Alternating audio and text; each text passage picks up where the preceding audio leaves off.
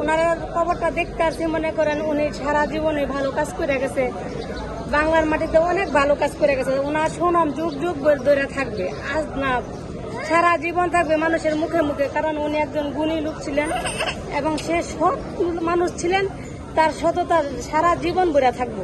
কিন্তু সবাই যেন ওনার জন্য দোয়া করে, সবাই যেন এরকম সুনাম নিয়ে যেন পৃথিবী থেকে চলে যেতে পারে, যে সে একজন ছিল খুবই ধার্মিক এবং ভালো মনের মানুষ।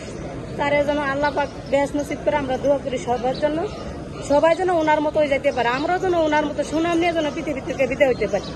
আল্লাহ পাক যেন আমাদেরকে যেন সততা দান করেন, আমাদের মতো সবাইরা যেন দান করেন। আমরা চাই এরকমই। শেখ হাসিনা এবং খালেদা জিয়ার মধ্যে পার্থক্য কি? অনেক পার্থক্য। শেখ হাসিনা আর খালেদা জিয়ার বিশাল পার্থক্য।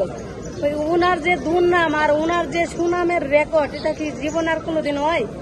উনার সাথে উনার কোনো তুলনাই নাই। কারণ উনি একজন সৎ নারী ছিলেন, বিচারক ছিলেন এবং গুণী ছিলেন, ধৈর্যশীল ছিলেন, বুদ্ধিমতী ছিলেন, জ্ঞানী ছিলেন। শেখ হাসিনার দোষ কি কি ছিল?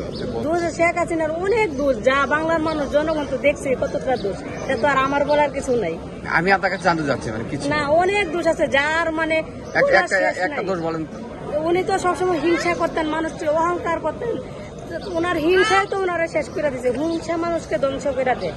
কিন্তু আর খালেদা জিয়া ছিলেন একজন গুণী ব্যক্তি, তার কোনো কারো রিপোর্ট করে নাই, কারো নামে দুর্নাম গান নাই, কারো নামে সে কিছু বলে নাই।